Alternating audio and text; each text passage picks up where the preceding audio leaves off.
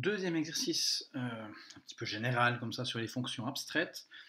Un exercice ici où on va dans l'autre sens, c'est-à-dire que à l'exercice précédent, la feuille précédente, on avait finalement une fonction, une expression fonctionnelle, on calculait un tableau de valeurs, et puis on en déduisait le graphe.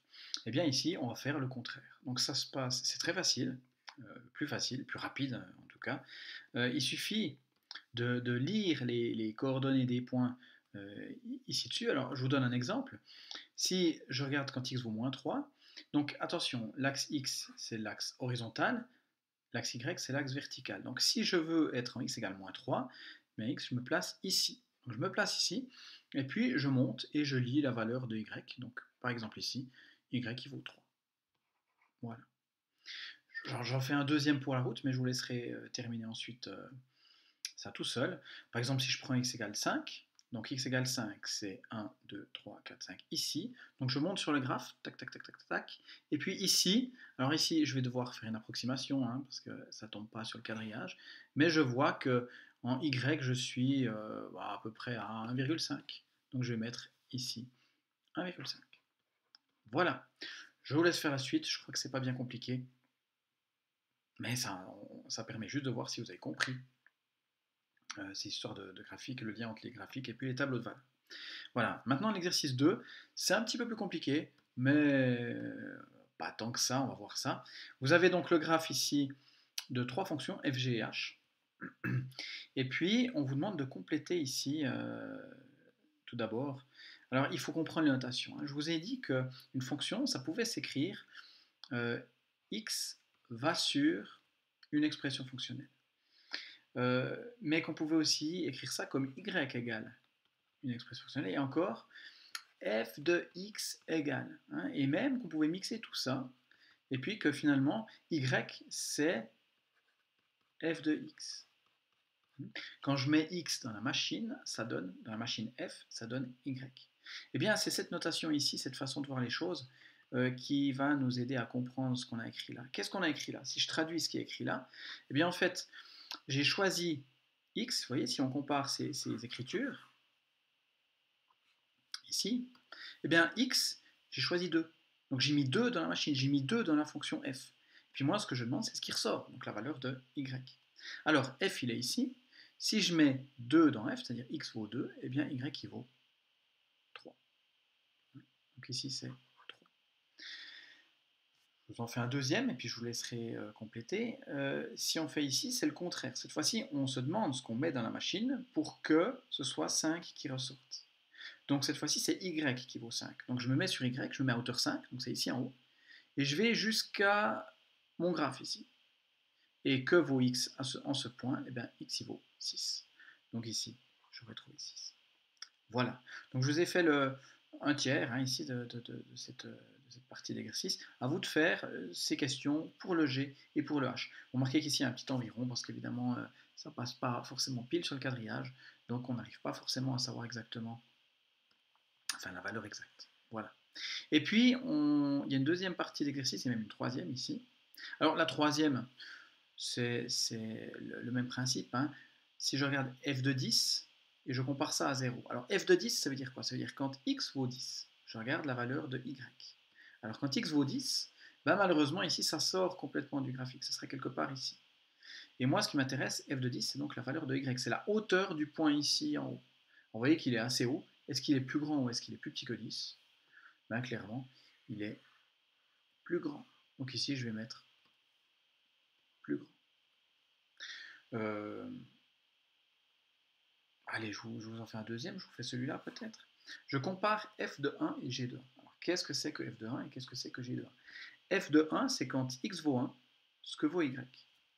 Et puis g de 1, c'est quand x vaut 1, ce que vaut y. Alors, je regarde mes graphes, et puis je compare. Alors, quand x vaut 1, ça veut dire que c'est ici x vaut 1. Je regarde la valeur de f et je regarde la valeur de g. F, il est à cette hauteur-là, donc je suis à peu près à 2,5. G, quant à lui, alors G, c'est cette courbe ici, je me situe là. Donc je suis à 0, des poussières. Donc qu'est-ce qui est le plus grand des deux? Eh bien c'est f de 1. Donc ici, f de 1 est plus grand que g de 1. Voilà. Et puis finalement, la partie 2 de l'exercice, donc je vais vous laisser finir ça, la partie 2 de l'exercice, c'est du vocabulaire. Alors allez voir dans les mémoires ce que c'est, ma foi, qu'une fonction linéaire, ce que c'est qu'une fonction quadratique, et puis le lien entre ces termes ici barbares, que je vous ai déjà glissé dans une vidéo précédente d'ailleurs, et ces types de fonctions, donc ces expressions fonctionnelles, hein, où il y a du x ici, où il y a du x carré ici, ce que ça signifie. Alors je vous laisse jouer le jeu, allez voir ça, mettez pause cette vidéo, et puis je vous explique au moment où vous revenez comment on fait ça. Voilà, je considère que vous avez essayé maintenant de faire cet exercice, et puis je vais pouvoir vous expliquer cette deuxième partie d'exercice ici. Alors, qu'est-ce que c'est qu'une fonction linéaire? Eh bien, dans les mémoires, on vous donne deux définitions d'une fonction linéaire. On vous dit tout d'abord son expression, je vais l'écrire ici, fonction linéaire. Son expression, c'est quelque chose fois x. Par exemple, y égale 3x. Alors, est-ce que parmi ces trois fonctions, il y en a une qui s'écrit comme ça? On n'en sait rien, parce que nous, ce qu'on vous donne, c'est des graphes. Donc, on n'en sait rien du tout. Donc, il faut creuser un petit peu plus dans les mémoires. Et en fait, on vous dit que c'est quoi le graphe d'une fonction linéaire? Eh bien, le graphe d'une fonction linéaire, c'est une droite qui passe par le... Oups, là. Une droite qui passe par l'origine. Par exemple, quelque chose comme ça. Donc, ça, ici, ce serait une fonction linéaire. Alors, ça c'est plus facile comme définition, hein, définition graphique. On peut regarder ici. Alors, est-ce qu'on a une fonction linéaire? Clairement pas, parce qu'ici on a bien une fonction qui passe par l'origine, mais ce n'est pas une droite. Donc, on peut répondre à la question, parmi f, g et h, laquelle est linéaire? Aucune. Tac, ça c'est fait. Maintenant, y en a-t-il une qui est une fonction quadratique? Alors, peut-être avant de passer à ça, là je vous ai parlé des fonctions linéaires. Donc, les fonctions linéaires, elles s'écrivent, c'est simplement une multiplication, hein, ce que fait cette machine. Hein. Je multiplie par le nombre a. Et puis son graphe, c'est quelque chose qui ressemble à ça, donc une droite qui passe par l'origine. Maintenant, qu'est-ce que c'est qu'une fonction? Le deuxième type de fonction qu'on étudie en général, c'est les fonctions affines. Alors on n'en parle pas ici, quoique. Qu'est-ce que c'est qu'une fonction affine? Eh bien, son expression, c'est justement ce qu'on vous pose comme question à la question A ici. C'est quelque chose fois x plus quelque chose. Donc, par exemple, 3x plus 9. Voilà. Alors, de nouveau, ça vous fait une belle jambe, ça, mais ici, on a des graphes, donc on ne sait pas le lien entre cette expression fonctionnelle et puis le graphe. Alors, si vous allez un petit peu fouiller dans les mémoires, vous allez trouver que le graphe d'une fonction affine, eh bien, c'est une droite. N'importe quelle droite, elle peut passer par l'origine, mais elle ne passe pas forcément par l'origine. Et ça vous permet de répondre donc à la question A, laquelle est comme ça, c'est-à-dire laquelle est affine. Eh bien, on a la fonction f ici. Voilà. Les autres, ce n'est pas des droites, donc ce n'est pas des fonctions affines. Et puis maintenant, la question C et la question D, qui en fait sont liées, hein, ces deux questions, puisque quadratique est un synonyme d'avoir une expression fonctionnelle de ce type-là. Donc, vous voyez, affine, on n'a pas de carré. Par contre, les quadratiques, il y a un carré dans l'expression fonctionnelle. Hein. Donc, je mets ça un petit peu de côté, voilà. Qu'est-ce que c'est qu'une fonction quadratique? C'est une fonction qui a bien du x et du nombre, hein, comme ici on a du x et du nombre, mais on a en plus du x carré, comme ceci. Donc par exemple, je sais pas, 2x carré plus 3x plus 9. Alors de nouveau, ça ne nous aide pas forcément, puisqu'ici on n'a pas d'expression fonctionnelle, mais qu'on a des graphes. Alors quel est le graphe d'une fonction quadratique? Eh bien le graphe d'une fonction quadratique, c'est ce qu'on appelle une parabole. Alors qu'est-ce que c'est qu'une parabole? On va étudier ça précisément, mais en gros c'est quelque chose qui ressemble à ça. Par exemple, elle peut être comme ça, elle peut aussi être retournée dans ce sens-ci. Elle peut être centrée sur l'axe vertical ou pas. Tout dépend de la fonction qu'on considère. Voilà.